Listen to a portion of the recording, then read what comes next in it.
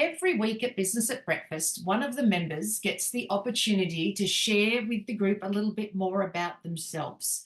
They might enlighten the group about what it is that they do.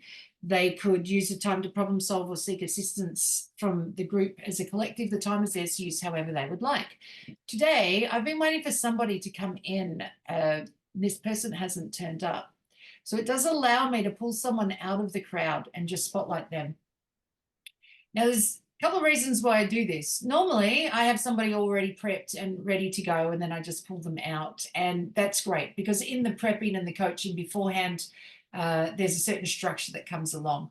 On the other hand, sometimes we need to know that we can be pulled out of the crowd and everything will work out just fine as well.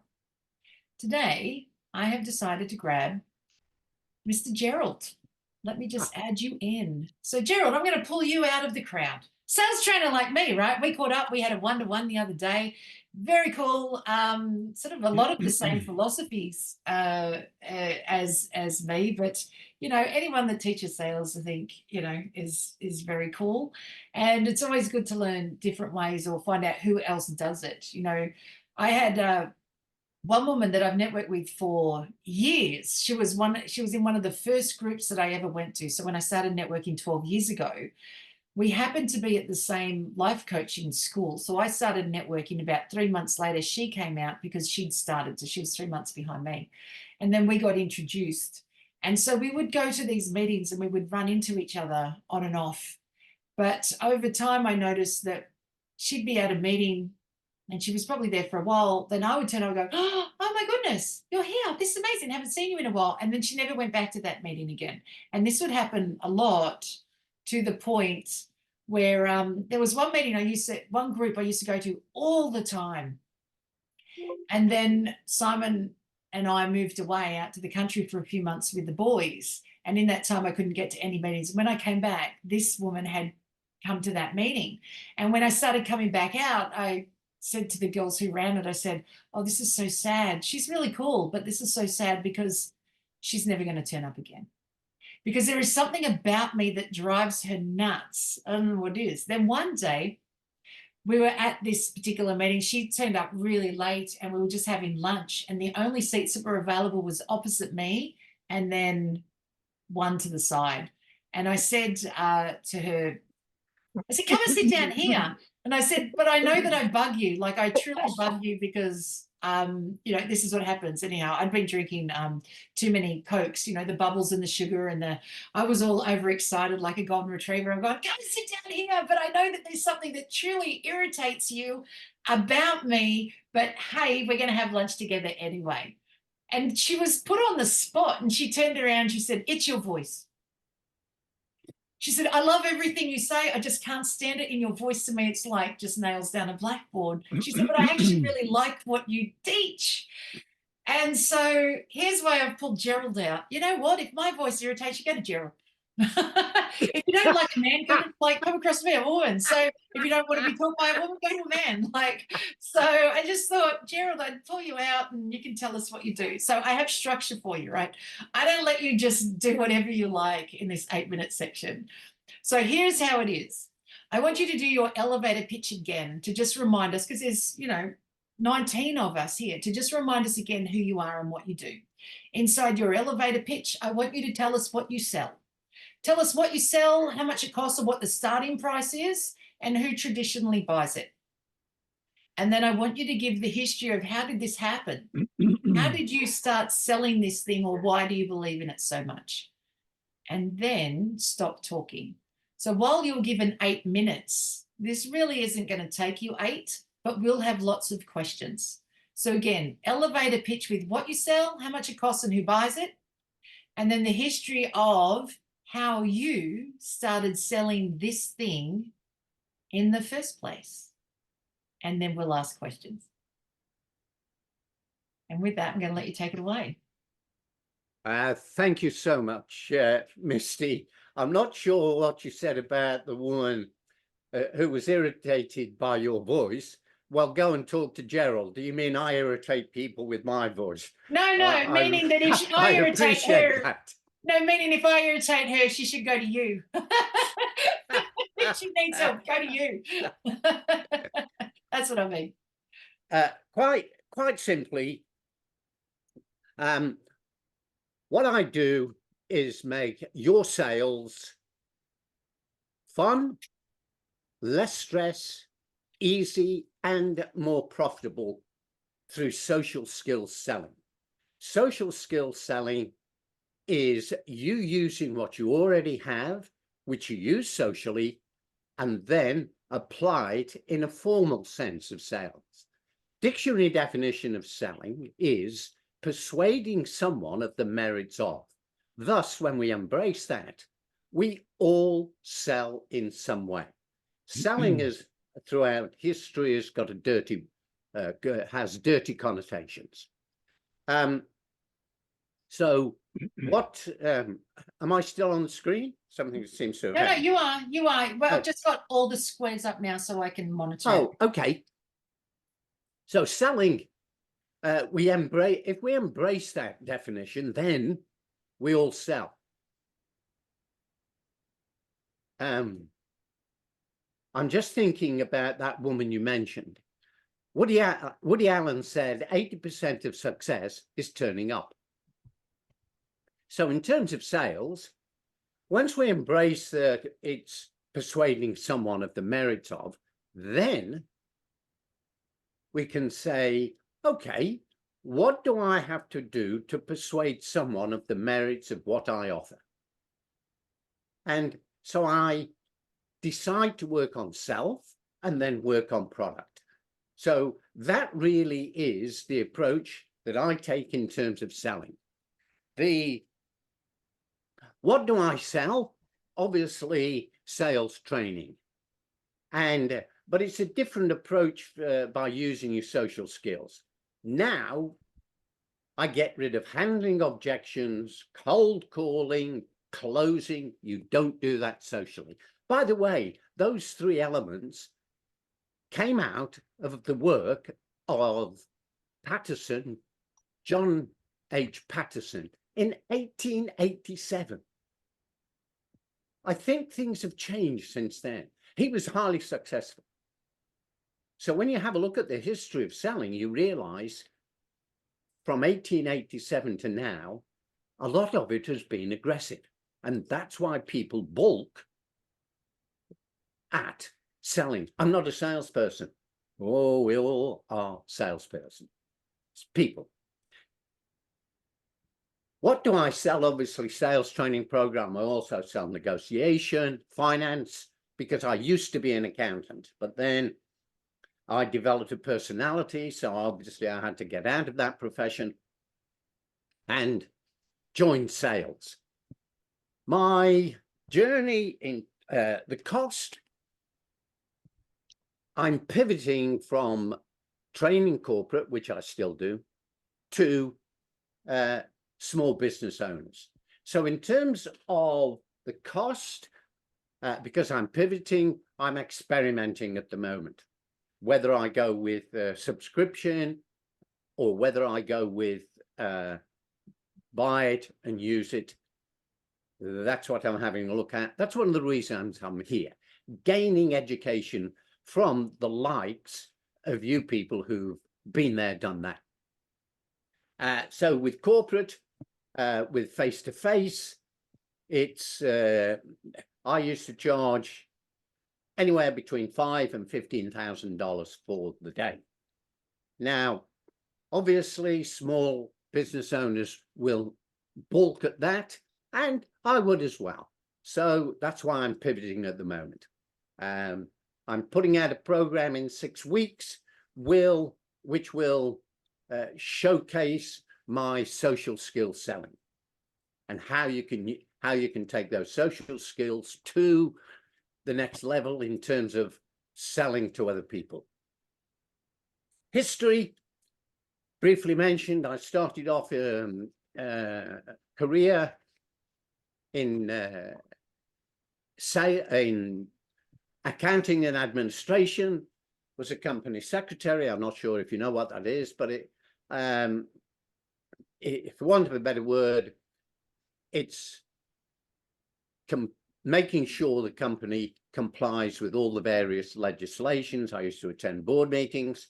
Then I emigrated to Australia, was an accountant, project manager, and then I thought, there's something not being satisfied. So I saw this ad and I joined Kodak when it was a company. This was in the late 70s. Had a great time there. Traveled overseas, and in those cases there was only first class in economy because of the distance. I used to fly first class, so it was a joy getting on the plane and turning left rather than what I do now is turn right. And had a wonderful time there. I trained a lot of people and Asia, Africa, and Australasia, but there was something niggling, and I thought, I don't like the way this sales training is going. It's aggressive. So that's when I started to do my research, and that's when and after I'd done a stint as National Sales and Marketing Manager with Ericsson Communications, I then branched out on my own. In terms of the approach of selling, I do use the Socratic method of learning. In other words, most people know what they know. It's just a question of pulling it out. That's what Socrates did. He never told. Every time they asked him a question, he would fire back a question. Thank you so much. Excellent. Thank you so much, Gerald. All right. Who has some questions for Gerald?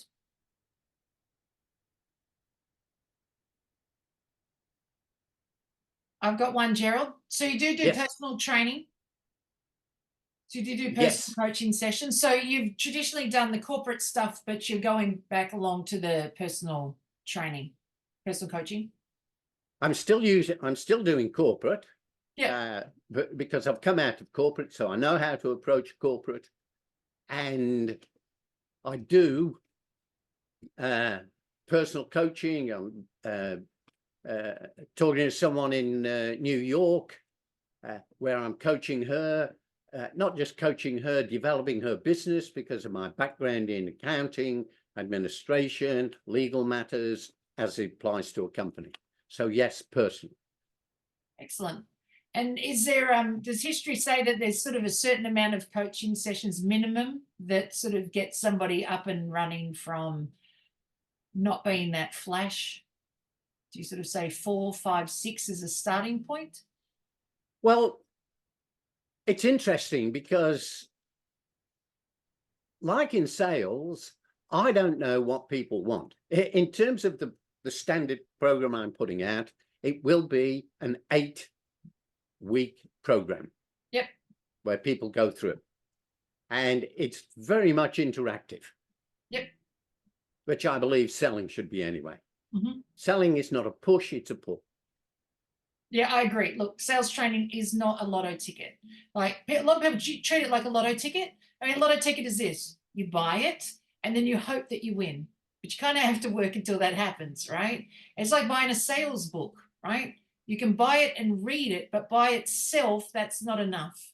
There has to be a lot of work that goes between you and that book for things to happen on the other side. So no, I get that with starting sort of approximately 8. I get that entirely. 100% agree with that. Gary, you got your hand up? Question for you, Gerald. You shared so much with us. What in the shortest, strongest, simplest words can you share that summarizes and epitomizes everything that you've told us so far?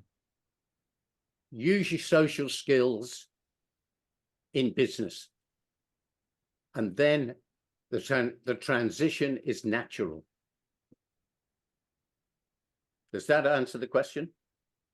Yeah, that's great. Thank you. Ben and I was having a one-to-one with Gerald. We were chatting sales, and I teach let the customer buy. So for salesmen, stop breaking it. The customer was there talking to you and then you broke it. And it's funny, Gerald does sort of the same. He does it the same, he just does it different, right?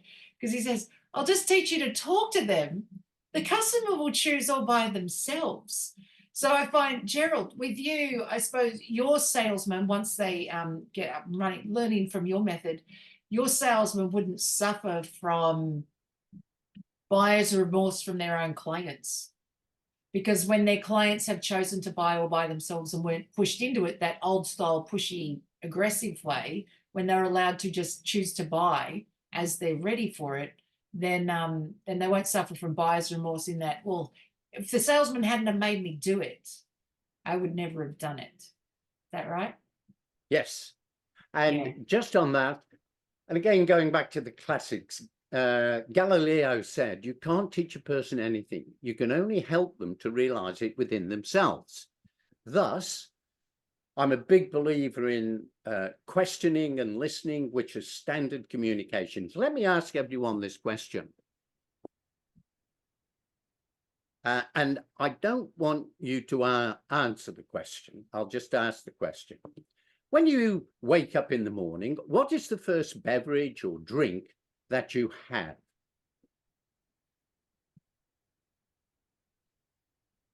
Glass of water for me. Oh, I'm not supposed to say it, am I? That also demonstrates the power of silence. But there's a bit of a trick to that, because I'll guarantee that most of you answered the question. You interpreted it as not to verbalize the question. Most of us will answer that question internally. That's the power of questioning. That's how you can leave things there. It's the power of anticipation. When we meet next time, I'd like to talk to you about and often people say, talk to me about it now.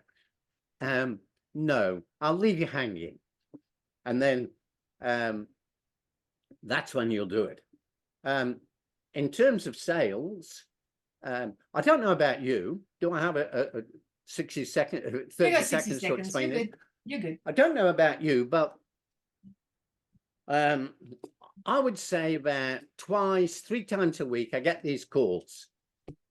And it's people wanting to sell me something. Now people are selling me hot water systems in an establishment, in a home. I haven't been there for nigh on 15 years. And they launch into it. So first of all, have a structure to your presentation. And my structure is very simple. And it's establish what you're going to tell them. So the purpose of this call is to briefly explain programs and services. And the word is briefly. They go, yes. Ascertain your needs. See where there's a match. And agree the next step. Now, agree the next step is very powerful.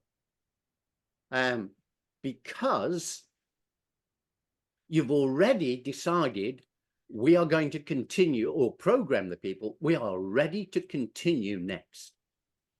Is that powerful? Yes. In one instance, I emailed it to the person, turned up to the appointment. He said, okay, Gerald, I've got your email. You've said what you do, my needs, see if there's a match, and agree the next step. I said, yes. And he went, right. So I said to him, what do you wish to start with? Which do you wish to start with? He went, oh, now that question is a perceived choice. You see, if I give you a list of 6 things here, this is what we're going to talk about, which is important to you, you go down the list and you choose, and then I get the feedback. But actually, it's a perceived choice. I haven't asked you, well, what do you think about the sales or anything like that? It's contained. Then people go down the list because we're all lazy. Oh, I've got a list, I can choose. So have a structure. And the other thing is, when you make an introductory call, I do away with cold calling. program, reframe, introductory call. When you make an introductory call, the first thing is to ask, is it convenient to talk? It's a simple It's question, so simple. right? Yeah. Is it convenient to talk? Most people will say, what's it about? So in a way, they have given you permission, so you explain. Other people will say, no. You go, when is it convenient? Later this afternoon or tomorrow morning? Perceived choice. People then go, okay. Because when I phone someone, I do not know what they're doing. Correct. So, correct. and I do that socially as well. Every phone call, WhatsApp, well, with WhatsApp, I'll say to the other party, is it convenient to talk? And a dear friend of mine the other day said, no, I'm in Tasmania. I said, oh, okay, I'll call you when I get back. He called me. Excellent. So socially, I do it with my mum. Like I'll call my mum. So to put it in perspective, hi mum, how you going? Just calling for 5 minutes. Thought I'd just say hi quickly. Oh, how wonderful. I said, what are you doing right now? Well, I've just parked the car and I'm trying to drag the groceries into the house. Great. I'll call you at another time. Because I'm not going to be multitasked. Oh, no. I can talk now, yeah, but I'm not going to. So, you know, having an expectation. There's something that you said, and then we're going to move on, but there was something that you said that reminded me very much of network marketing teaching. And Kathy, you'll get this 100%. So you, Julie, because you've been around network marketing world for a while. Probably you too, Paul. Don't leave one exposure before setting up the next one. And clearly that's exactly what you teach. Right. So when you're having a conversation with someone, it's easy to just leave that conversation, or the conversation salesmen often leave it with like, oh, well, all right, well, you get back to me and tell me what you think. Or I've got to speak to my husband. Okay, yep, you talk to your husband, then get back to me and tell me what he said. So what you've done is you've left an exposure with them being in charge of the next exposure, but you have no chance of knowing what is going to happen.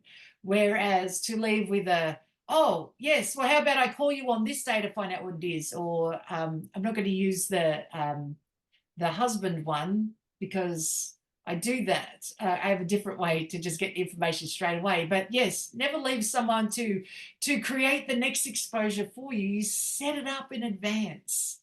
Well, in advance. Thank you so much, Gerald, for being our speaker today and for being My pleasure. And thank you, audience, for your participation, your listening and the asking of questions as well. That's been wonderful. Thank you.